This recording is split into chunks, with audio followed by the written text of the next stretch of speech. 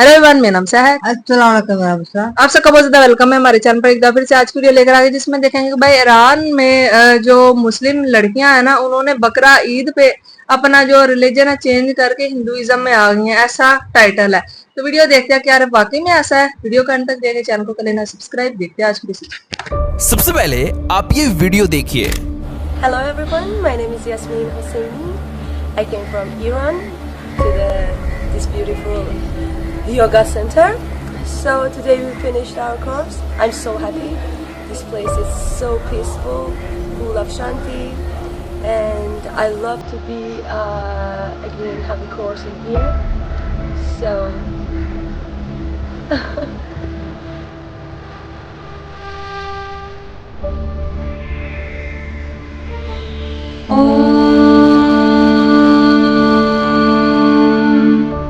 नमः शिवाय।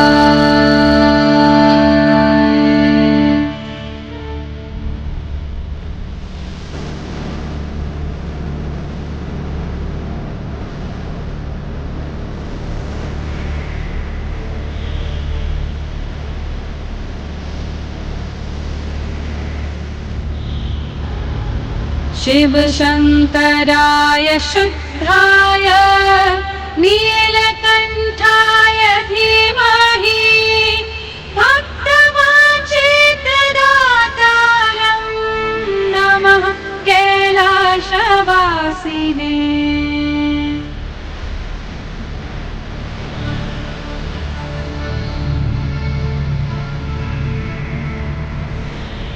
नमः सद्गुणदेवाय ये वीडियो है ईरान के एक वैदिक सनातन सेंटर की, जिसमें बकरीद पर ईरान की महिलाओं ने अपने शौहर के साथ सनातन धर्म को कुछ इस प्रकार से अडॉप्ट किया और किसी भी जीव की बकरीद पर कुर्बानी दिए बिना बकरीद को सनातन के वैदिक रिचुअल्स की तरह सेलिब्रेट किया। जैसे कि आप इस वीडियो में देखिए, ईरान में जिस जगह पर इन महिलाओं ने अपने शौहर के साथ सनातन को अडॉप्ट किया है, उस रीजन का नाम है अब्बास आबाद जंगल। ईरान का ये जंगल बहुत ही इम्पोर्टेंट है क्योंकि ईरानियन यहाँ पर सनातन के योग और साधना सीखने आते हैं। ये है यस्मीन, एक ईरानियन मुस्लिम लड़की जिसने इस्लाम को छोड़कर सनातन धर्म अपना लिया है। इसी तरह से इस ईरानियन लड़की इल्हे की कहानी है। इन्होंने भी ईरान में इस्लाम को छोड़कर सनातन धर्म अपना लिया है। Hello everyone, my name is Yasmin Hosseini.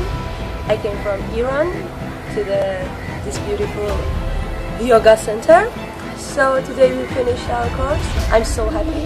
और सेम इसी तरह की कहानी है इस सैफरोन हिजाब ईरानियन गर्ल के, जिनका नाम है सत्रे महादेवी, जिन्होंने अब इस्लाम का त्याग करके सनातन को अपनाया है।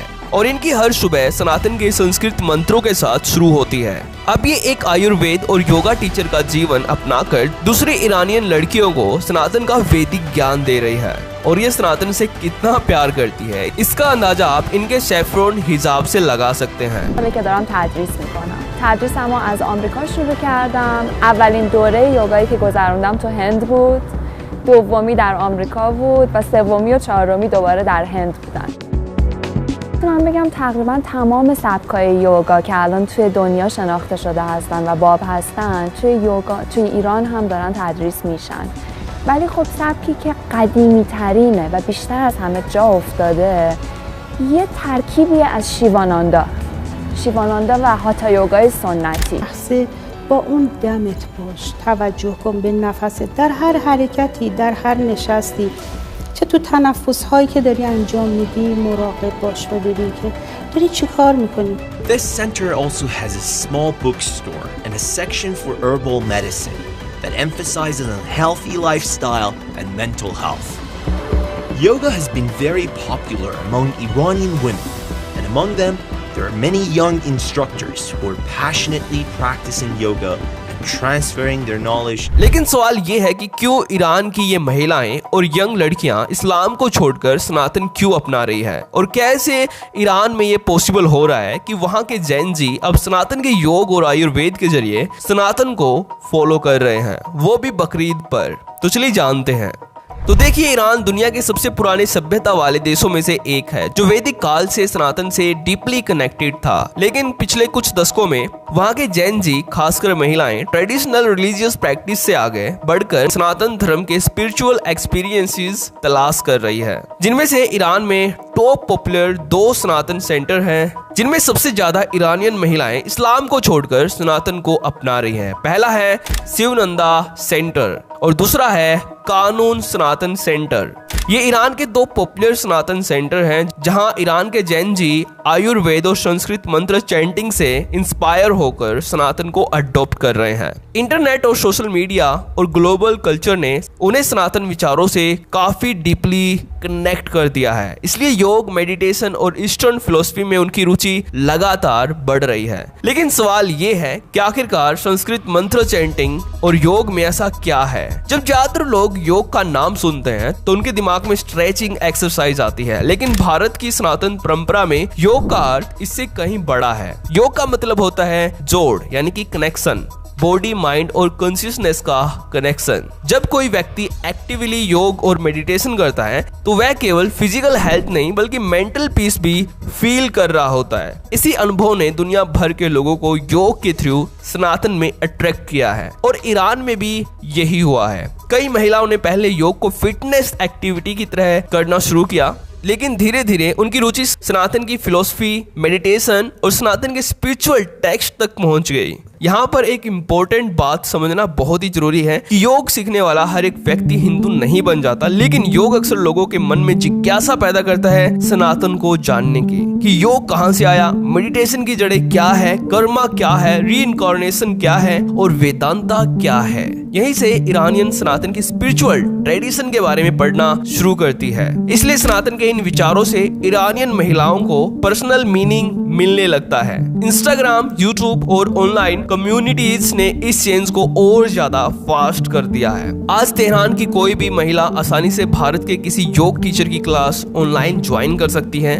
वह भगवत गीता पर डिस्कशन सुन सकती है, मेडिटेशन सेशन में भाग ले सकती है और दुनिया भर के लोगों से जुड़ सकती है। पहले जो ज्ञान हजारों किलोमीटर दूर था, अब वह एक स्मार्टफोन की दूरी पर है। इसलिए बहुत सारे वीडियोस में आपको देखने को मिलेगा कि बहुत सारी ईरानियन महिलाएं कैसे सनातन को अपना रही हैं, खासकर बकरा ईद पर कोई कुर्बानी नहीं दे रही है बल्कि योग और आयुर्वेद के जरिए वेदों को फॉलो कर रही है। क्योंकि ज्यादातर टाइम ईरानियन स्पिरिचुअल प्रैक्टिस अपनाते हैं, उसके बाद सनातन को फॉलो करना स्टार्ट करते हैं। इसलिए ईरानियन महिलाएं योग करती हैं, मेडिटेशन करती हैं और सनातन की फिलॉसफी को रीड करती है। लेकिन इनमें से कुछ ईरानियन महिलाएं अपनी इस्लामिक आइडेंटिटी भी बनाए रखती हैं सनातन के साथ साथ। जैसे कि यहाँ पर कुछ महिलाओं ने हिजाब भी पहना हुआ था और वो सनातन ट्रेडिशन को भी फॉलो कर रही थी ईद पर। तो ये देखकर बहुत ही ज्यादा अच्छा लगा कि कैसे ईरानियन महिलाएं सनातन की ओर आकर्षित हो रही है। वो योग और आयुर्वेद और संस्कृत मंत्र चैंटिंग के जरिए सनातन के वेदों को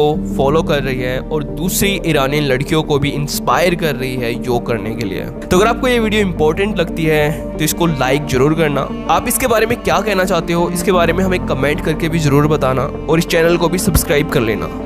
तो थैंक्स फॉर वॉचिंग। जी तो गाइस, ये थी आज की वीडियो। तो भाई देखा ही ईरान में जो है ना, उन्होंने बकरा ईद पे भाई कुर्बानी भी नहीं की और जो है ना सनातन धर्म में आ गई है। आप सबको पता है कि योगा जो है ना वो सेहत के लिए बहुत ही ज्यादा अच्छा होता है। कोई भी इंसान योगा अगर सुबह सुबह उठ के करता है ना तो सारा दिन वो खुद को ऐसे चुस्त तंदुरुस्त मानता है और उसकी जो फिटनेस का राज भी है ना योगा। जैसे आप शिल्पा शेट्टी देख ले, इंडिया की सबसे बड़ी एग्जाम्पल जो है ना शिल्पा शेट्टी अम्मी, वो शुरू से ही योगा करती हैं। ठीक है, योगा की वजह से अभी भी आप देख लें, हालांकि 50 से ऊपर उनकी उम्र है, फिर भी इतनी ज्यादा जवान लगती हैं कि भाई लगता ही नहीं है, ऐसा लगता है कि 30-35 साल की लड़की है।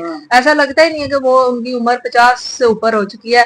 इसका बहुत ज्यादा इफेक्ट पड़ता है लोगों पे कि भाई पूरी दुनिया जो है ना, अब सारी दुनिया को पता चल गया कि भाई योगा जो है ना वो हमारी सेहत के लिए, हमारे जिंदगी के लिए बहुत इंपॉर्टेंट है। आप सुबह उठ के अगर आप खुद को एक ध्यान लगाते हैं बिल्कुल खामोशी में, तो भी भाई बहुत ज्यादा सुकून मिलता है। आप अपने आप से रूबरू होते हैं। इसके अलावा एक सांस वाली प्रैक्टिस भी होती है जिसमें सांस बाहर निकालना, अंदर लेके जाना।